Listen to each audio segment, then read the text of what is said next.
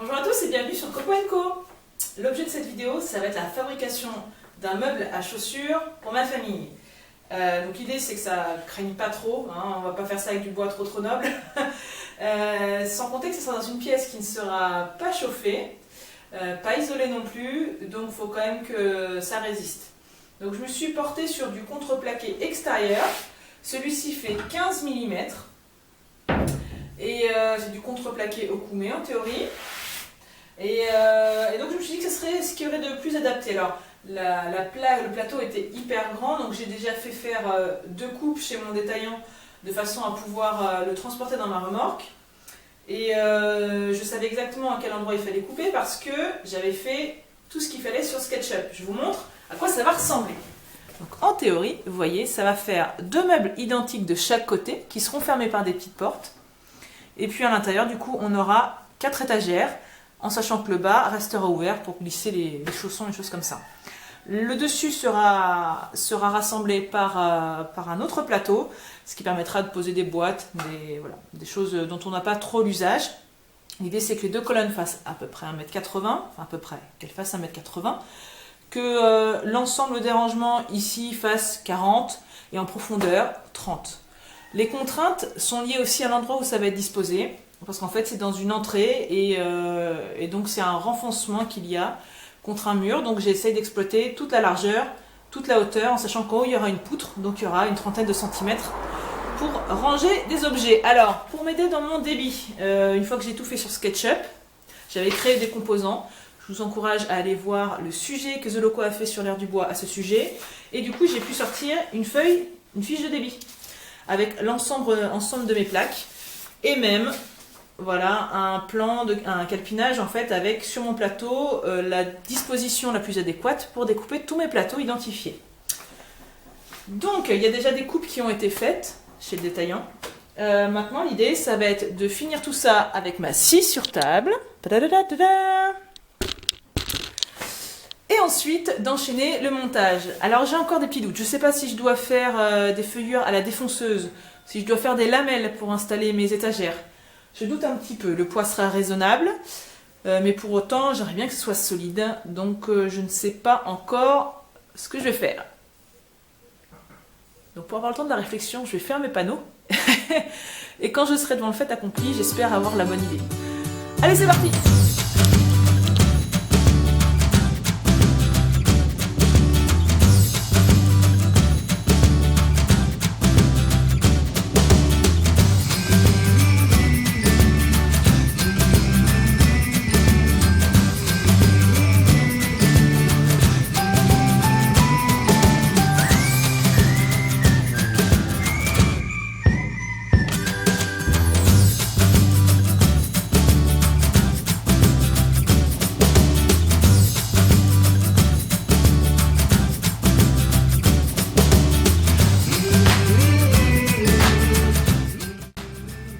Vous vous souvenez de l'expression la nuit porte conseil? Eh bien le sciage aussi.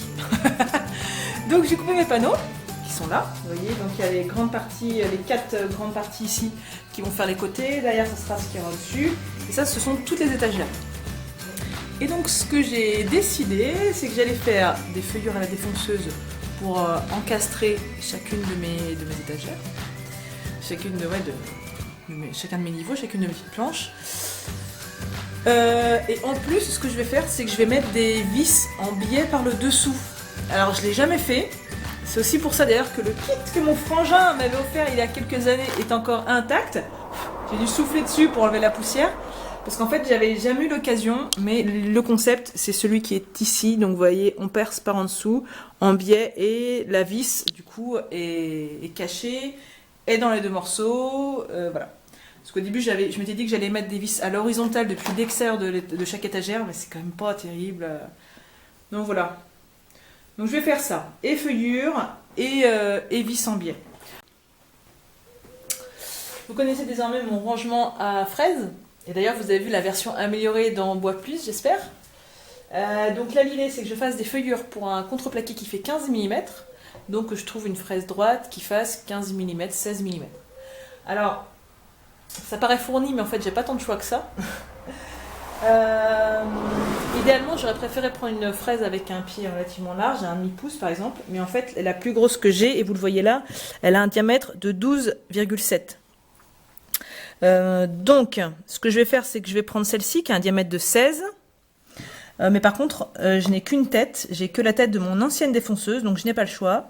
En attendant de commander une nouvelle pince qui s'adapte, qui a un diamètre 8, eh bien, je vais prendre cette tête-là avec la fraise qui correspond, la défonceuse Bosch, et puis c'est parti.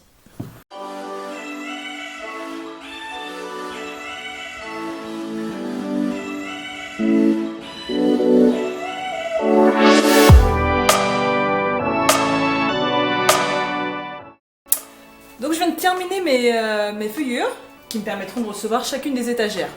Alors je ne sais pas si vous allez bien le voir, mais sur la première paire de montants que j'ai fait, on le voit assez bien, hein, c'est relativement noir et par endroits c'est pas forcément tout à fait rectiligne. La défonceuse, elle a sauté un petit peu et puis du coup ça n'a pas été terrible. Donc j'ai cherché à comprendre pourquoi et surtout à ne pas reproduire les potentielles erreurs que j'avais faites. J'en ai identifié deux. La première, c'est la vitesse de la fraise qui n'était pas assez élevée. En fait, j'ai augmenté la vitesse et du coup, ça allait beaucoup mieux. Il y avait moins de frottements, enfin en tout cas, les frottements étaient plus efficaces. Et regardez, vous voyez, c'est quand même d'une couleur beaucoup plus acceptable. Et surtout, vous l'aurez peut-être remarqué aussi, c'est beaucoup plus droit, bien rectiligne. Alors, la raison à ça, c'était parce qu'en fait, comme beaucoup, je pense, quand je faisais le défonçage, j'avais tendance à regarder la défonceuse, ce qui est une erreur.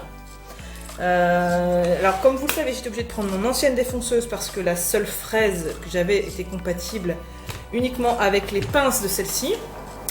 Et donc le sabot, enfin la semelle pardon, elle a une partie qui est ronde et une partie qui est plane. Et du coup je me suis appuyée sur ça pour faire le défonçage contre ma règle.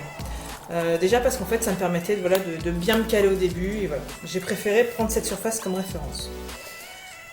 Mais en fait du coup dès que ma défonceuse tournait un petit peu, se décalait un petit peu de la règle, et ben du coup ça faisait décaler ici la fraise. Et donc j'avais les petits écarts que vous avez pu apercevoir. En fait j'aurais dû certainement me prendre directement sur, comme repère sur n'importe quel des points de la partie ronde de la semelle. Et d'ailleurs c'est pour ça aussi que sur ma Triton, que je suis il n'y a pas si longtemps que ça et que j'utilise maintenant quasiment tout le temps, la semelle, vous voyez, elle est tout à fait ronde. Donc peu importe où vous vous calez avec votre règle, avec votre guide par rapport à votre semelle, de toute manière vous serez toujours à égale distance du centre. Donc voilà, c'est vrai que la partie plane est bien pratique, mais en fait c'est pas ce que j'aurais dû faire. Quoi qu'il en soit, c'est fait. Donc maintenant, je vais mettre en place mes étagères. Donc elles font 15 mm, la fraise faisait 16. Donc il y a un tout léger jeu et donc c'est parfait, ça évite de forcer pour les installer. Et je vais m'exercer donc au système de vissage en biais. Et puis après, je mets ça en application directement sur mes étagères.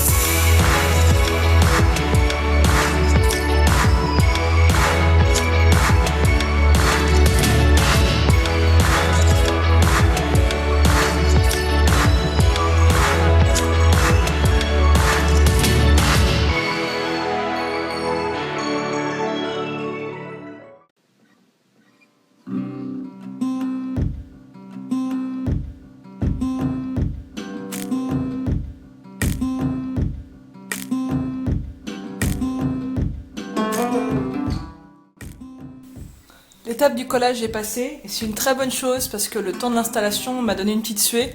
Je m'étais rendu compte seulement pendant le collage que la colle que j'avais achetée était à prise rapide, 15 minutes. Donc autant vous dire que j'ai pas traîné parce que j'avais peur que ça sèche sur place.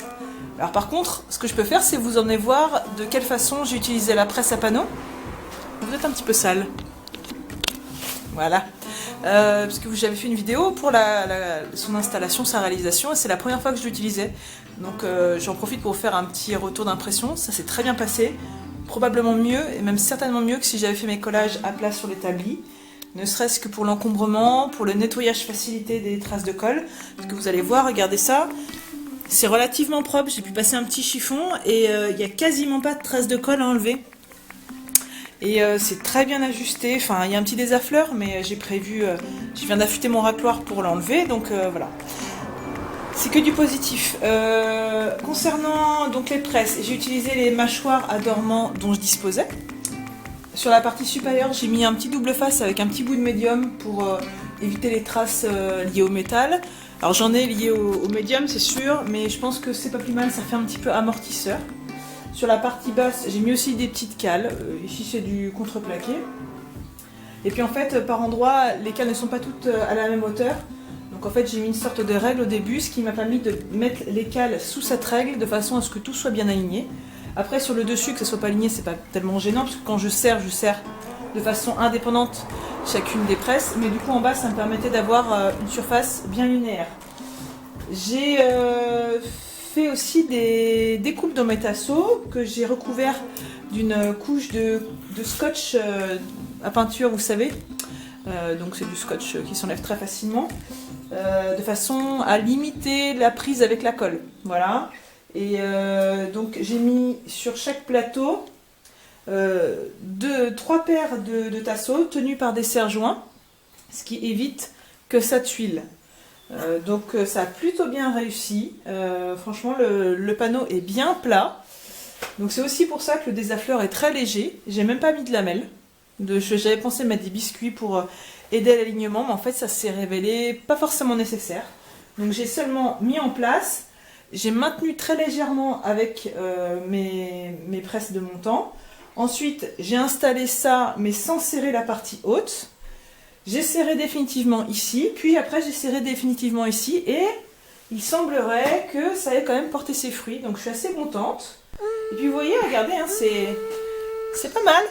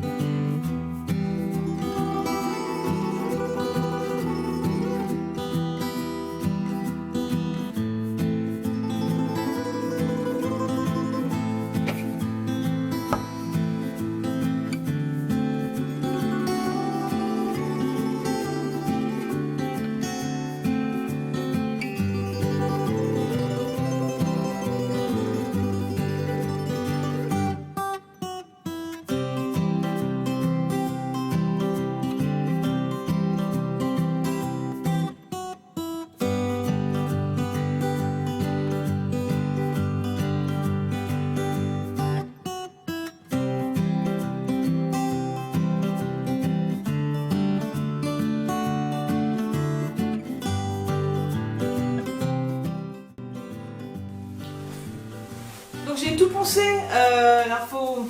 Je vais faire une finition avec du rubio, donc pour que le produit rentre bien dans les fibres, il faut éviter de poncer à plus de 150. Donc c'est ce que j'ai fait, je me suis contentée d'un grain 120 et puis la finition est relativement convenable. L'avantage, il n'y a pas d'eau, donc ça ne va pas soulever les fibres après le passage. Donc en fait, ce que je vais utiliser, donc c'est du Rubio Monocote Esideco couleur désir.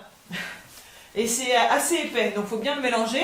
Et puisque c'est épais, en complément, en fait, c'est obligatoire, il faut utiliser de l'accélérateur B. Et on va diluer entre 10 et 20%. Les petites recommandations, c'est surtout de ne pas oublier, une fois utilisé, alors soit avec une éponge, soit avec un pinceau, de le mettre tout de suite dans l'eau, parce qu'il y a des risques d'autocombustion. Donc il faut éviter que ça flambe, et pour éviter que ça flambe, il faut le mettre dans un milieu où ça ne peut pas flamber. Donc vous prévoyez un petit seau, et puis voilà. Donc ce que j'ai fait, c'est que j'ai pesé mes flacons avant, et comme ça je vais voir combien j'en consomme, mais ça va être encore pas grand, en sachant que moi j'ai prévu en fait de ne faire que les côtés de mes colonnes. À l'intérieur, je ne vais pas le peindre en rouge, enfin j'ai pas envie de le teinter en rouge parce que ça va faire trop. Et puis voilà, je vais mettre uniquement les côtés et uniquement la partie inférieure de la planche qui reliera mes deux colonnes. Et puis les portes de mes deux colonnes, je vais les passer au rubio transparent. Donc là encore, je pèserai tout à l'heure. Et puis je vous dirai combien j'en ai utilisé pour qu'on se rende compte. Donc là, la bouteille, elle est pleine et je pense que ça va pas en bouffer beaucoup. Donc je fais mon petit mélange, ma petite application et on fait le point après.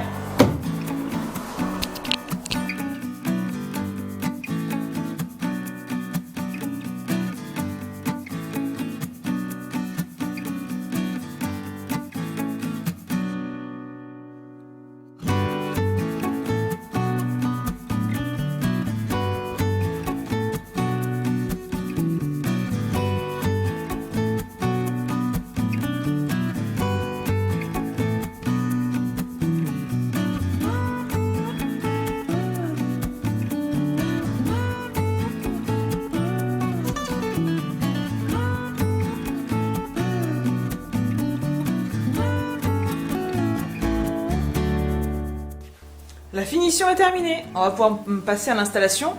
Et donc j'en profite pour faire un petit résultat parce que j'ai tout pesé, les bouteilles avant et les bouteilles après. Et donc pour vous faire un petit topo, avec le Isideco Désir, donc j'ai fait les faces extérieures de mes colonnes. Mais ici j'ai pas tout à fait fait, j'ai juste fait le début, pardon, parce qu'en fait ici ce sera le côté du mur. Donc voilà, j'ai fait juste cette petite tranche et puis j'ai fait aussi un des côtés de ce morceau là qui servira de dessus, qui reliera les deux colonnes, en sachant que là c'est le dessus en fait et ça sera le dessous. Donc voilà, ça fait quand même une bonne surface. Pour faire tout ça, j'ai utilisé 40 grammes du coup de Esideco de couleur désir et j'ai utilisé, allez, à peu près 8-9 grammes d'accélérateur B, hein, c'est 10 à 20%. Et puis pour faire mes portes, donc qui sont traitées recto et verso, j'ai utilisé également 40 grammes de Esideco mais transparent cette fois-ci, et à peu près autant que tout à l'heure d'accélérateur. En gros, l'accélérateur, j'en ai utilisé 15 grammes. Donc voilà, ça reste tout à fait raisonnable. Maintenant, on passe à l'installation. C'est parti.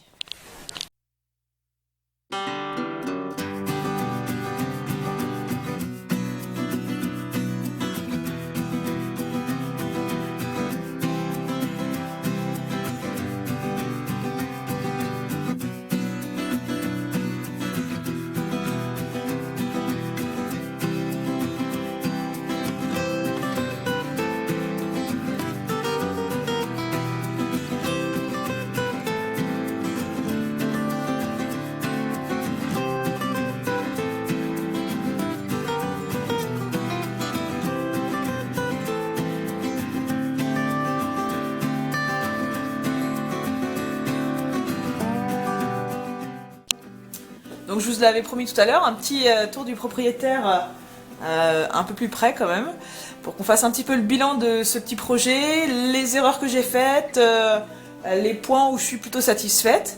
Et puis le rendu final. Bon alors, ça m'a pris quand même pas mal de temps ce projet. J'ai fait en sorte cette fois-ci d'essayer d'être attentive aux détails, aux finitions, de m'appliquer, de pas forcément faire ça dans l'urgence, ce qui est pas évident. Donc voilà, j'ai pris le temps, je suis contente du résultat. Au niveau du coût, je suis restée dans un meuble qui ne m'a pas coûté trop cher, parce qu'avec le contreplaqué, le sapin, j'en ai eu à peu près pour 100 €. Le produit pour les finitions, c'est du Rubio et j'en ai utilisé en tout 80 grammes. Donc pareil, c'est un tarif qui est assez raisonnable. Donc pour une grosse centaine d'euros, j'ai réalisé le meuble, donc quiconque peut le faire pour ce prix-là. L'avantage, c'est que la quincaillerie ne m'a pas coûté grand-chose aussi parce que je l'ai récupéré sur une ancienne penderie. Par contre, là où j'aurais peut-être eu intérêt à être un peu plus maligne, c'est de prendre en note à l'époque le système d'ouverture que c'était. Parce que je pensais que l'ouverture était un petit peu différente. Je vous explique pourquoi. Alors, comme vous le voyez, en fait, j'ai repris, vous l'avez vu dans la vidéo, un gabarit. Donc j'ai repris des morceaux de mon ancienne penderie où étaient fixées ces fixations, de manière à m'en servir comme repère pour percer aux bons endroits. Et en fait, il s'avère que c'était des ouvertures où les deux côtés, enfin l'intérieur de ce montant-là rejoint exactement l'extérieur de ce côté-là. Et en fait, moi, j'aurais voulu que ça recouvre entièrement, que ce soit un recouvrement total. Bon, ça n'a pas été le cas, c'est pas grave, j'ai mis ça à profit pour qu'on puisse faire un rappel de la couleur du reste de l'étagère. Ça va très bien comme ça. Mais bon, du coup, voilà, j'aurais préféré que ça soit un autre style d'ouverture.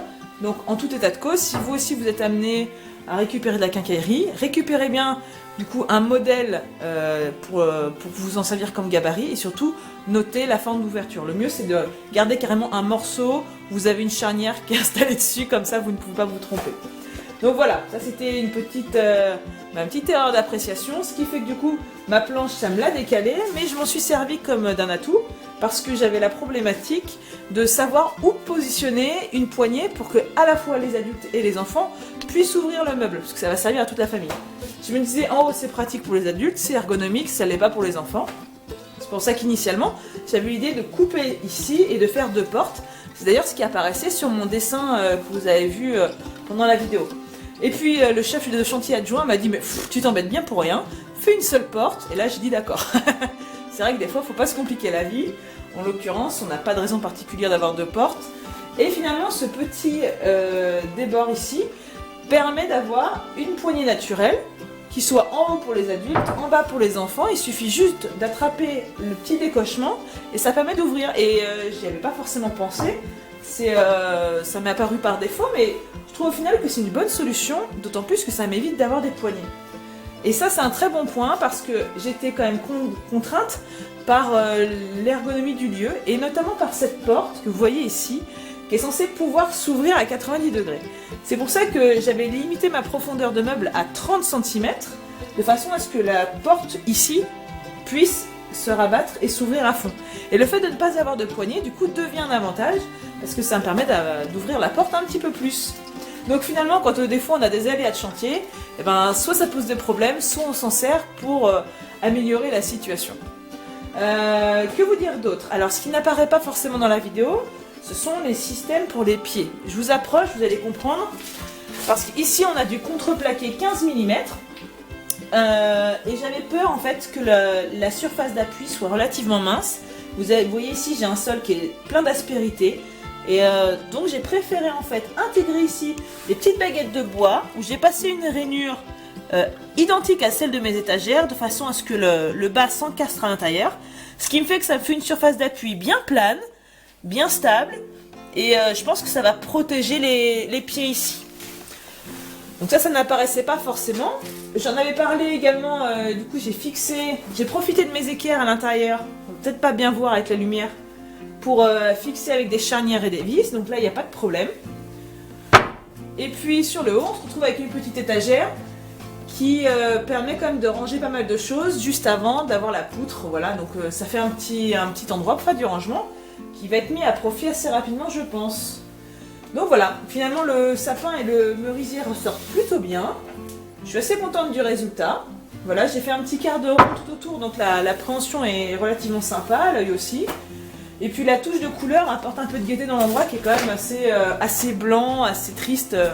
Voilà, je trouve que ça fait un petit truc, voilà, un petit peu lumineux, un peu sympa quoi. Donc bon, malgré les petits déboires liés à mes ouvertures de porte, je suis quand même satisfaite du résultat. Et puis surtout que voilà, c'est quelque chose qui va servir à toute la famille, donc ça c'est encore plus chouette. Parce qu'à terme ici, ça sera une entrée où chacun passera de façon obligée pour soit prendre des chaussures, des chaussons, un manteau, etc. Donc ça va être un lieu qui va vivre à terme et ça c'est plutôt valorisant quoi, comme projet. C'est un truc dont on sait qu'il va être utile. Donc j'espère en tout cas qu'il va être aussi solide.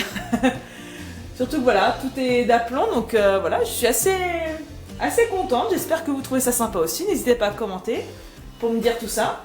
Et puis à terme, je pense, je ferai aussi une petite vidéo pour faire un mini banc ici. J'ai déjà l'idée du banc et je pense que ça peut être très sympa à l'intérieur. Et puis aussi, j'ai quelques projets de pater sur le côté, donc voilà, je vous en ferai part.